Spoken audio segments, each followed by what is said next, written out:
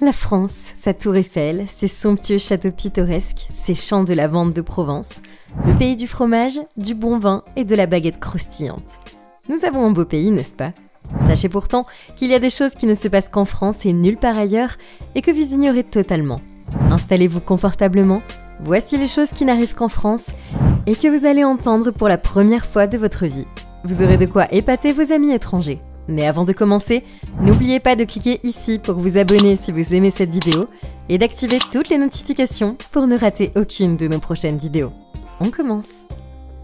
Si dans plusieurs pays du monde, il est tout à fait normal d'attendre qu'un commerçant vous rende la monnaie sur votre billet de 20 €, en France, sachez qu'il n'est pas du tout obligé de le faire. Selon l'article L112.5 du Code monétaire et financier, c'est au client de donner la pointe. Alors ne chouinez pas pour les 50 centimes qui manquent.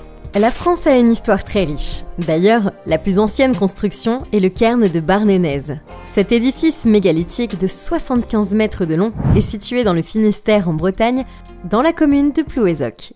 Et il daterait du 5e millénaire avant Jésus-Christ environ. Il existe une ville en France qui porterait le joli nom de Y. Elle est située en Hauts-de-France dans la Somme et elle est habitée par les Ypsiloniens.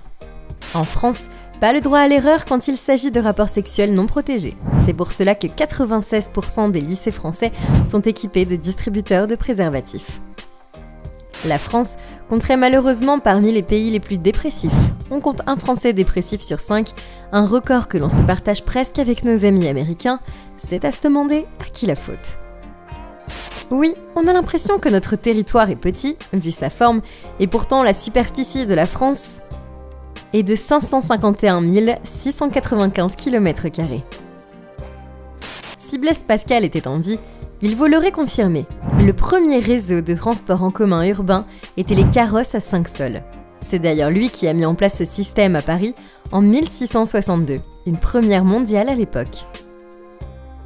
La course cycliste du Tour de France existe depuis 109 ans. Elle a été créée en 1903.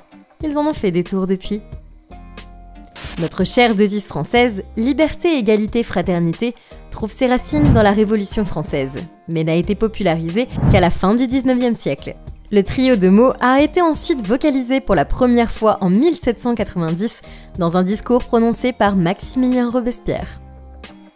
Nos amis haïtiens nous ont piqué cette devise nationale. Bon, c'est un peu normal en même temps, puisque la République d'Haïti est une ancienne colonie française. Allez, sans rancune.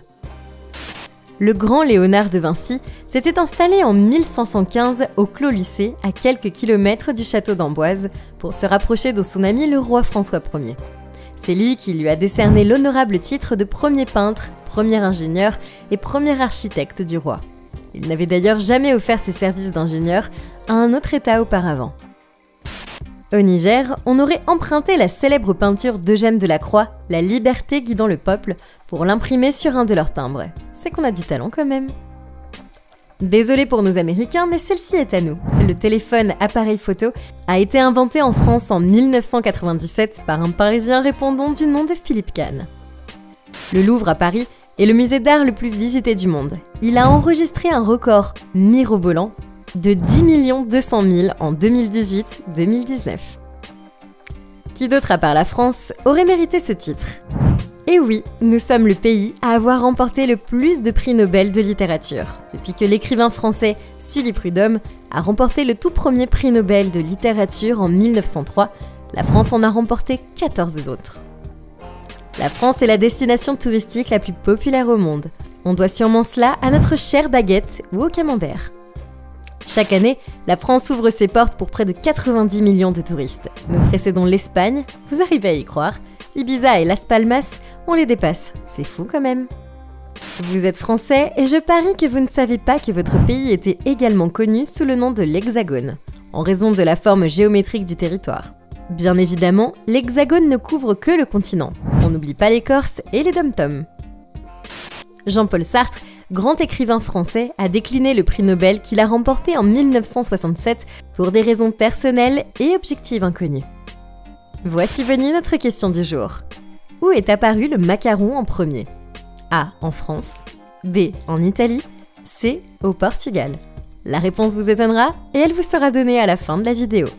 Celle-là va vous surprendre. La France est officiellement le plus grand pays de l'Union européenne. En France, on est tellement fétichiste de la baguette de pain, et celle-ci est tellement sacrée, que la retourner porterait malheur. Quand je pense au nombre de fois où je l'ai fait accidentellement tomber par terre. Désolée d'en choquer plus d'un, mais notre bon vieux croissant croustillant fumant à la sortie du four de la boulangerie, eh bien, il n'a rien de français. C'est en Autriche qu'il a été inventé. C'est vrai, on est un peu la patrie spirituelle du croissant, mais cette viennoiserie trouve ses origines dans les cafés viennois du XIIIe siècle. Logique. Chez eux, le croissant avait une pâte plus dense et moins feuilletée. Bon, on va quand même pas reprocher aux Français de l'avoir amélioré. D'accord, on veut bien comprendre pour le croissant, mais le pain perdu. Certains prétendent que le pain perdu n'est pas français du tout et qu'il a été inventé à l'autre bout du monde, à New York, par un certain Joseph French, d'où la relation avec la France.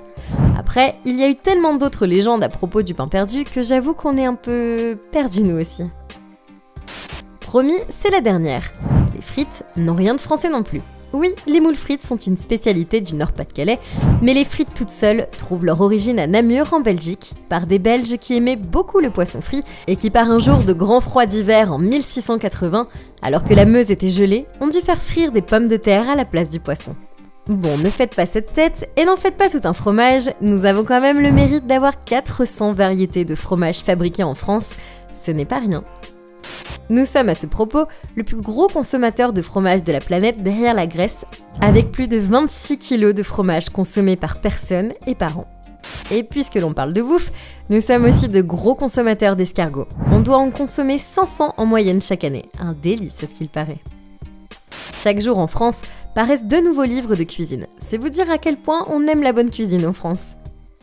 Ça va plaire à nos amis amateurs de recyclage. Depuis 2016, il est strictement interdit de jeter de la nourriture en France. Tout aliment invendu mais comestible doit être donné plutôt que jeté, sinon la loi vous rattrapera. Et comme on est des grands gourmands, il faut aussi que nous ayons les meilleures variétés de vins de la planète.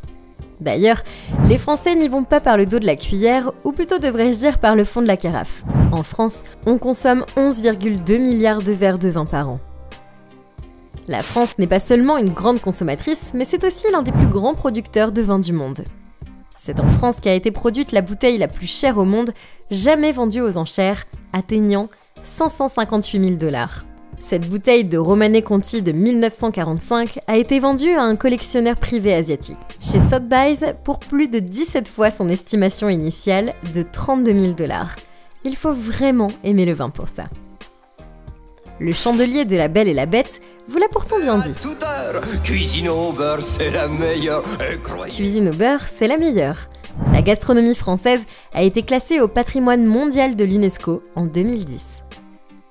Sur un registre moins alléchant cette fois-ci, il n'y a qu'en France que vous pouvez épouser une personne décédée. On appelle cela le mariage post-mortem. Très joyeux tout ça. Vous vous êtes peut-être moqué d'eux la première fois que vous les avez vus, et pourtant les Écossais portent des kilts que nous les Français avons inventés à la base. Si Élisabeth II était encore en vie, elle vous l'aurait sans doute confirmé. Le français était autrefois la langue officielle de l'Angleterre. Bon, ça remonte quand même à un bon bout de temps, c'était entre 1066 et 1362. On aura beau dire que la France est le pays de l'amour et que Paris est la capitale mondiale incontestée de la romance, mais ce que vous allez entendre va vous choquer. Une loi de 1910 interdit aux couples de s'embrasser sur les quais de train.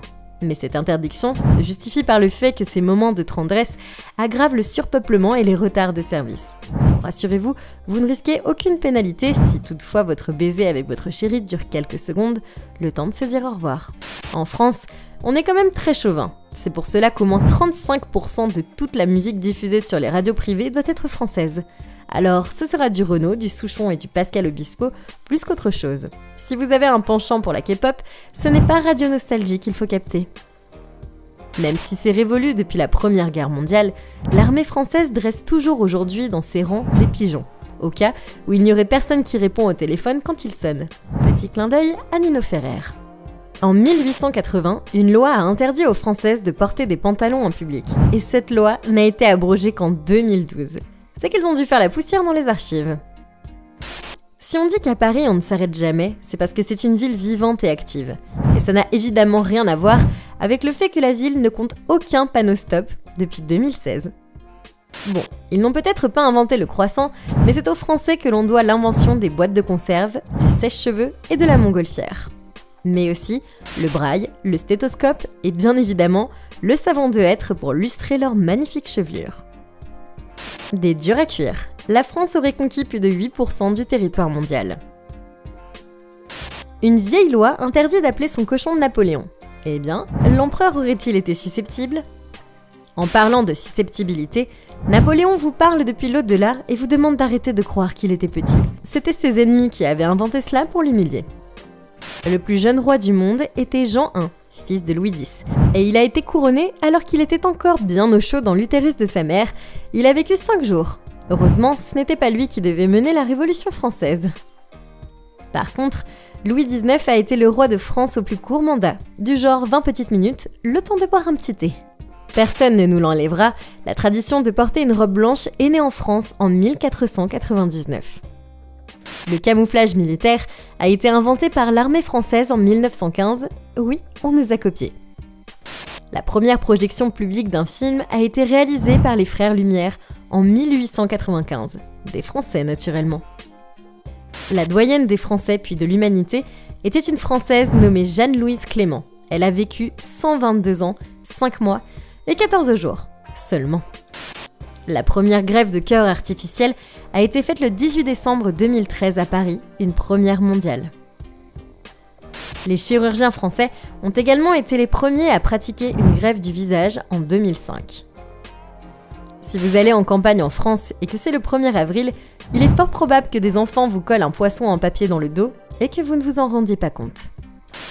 Insolite. En France, les escargots vivants, les souris et toute autre espèce animale faisant moins de 5 kg doit payer son billet si vous voulez vous déplacer avec dans un TGV, et ce n'est pas une blague. Paris-Gare du Nord est la gare la plus fréquentée d'Europe. Elle reçoit chaque année plus de 100 millions de voyageurs. Avec environ 27 594 km, le réseau ferroviaire de la France est le 2e d'Europe, après celui de l'Allemagne.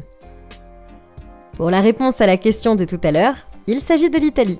Et oui, le macaron est apparu en Europe au Moyen-Âge, en premier lieu en Italie, sous le nom de maccherone. Maintenant, dites-nous dans les commentaires ce que vous pensez de ces choses qui n'arrivent qu'en France, et cliquez ici pour regarder une autre de nos vidéos.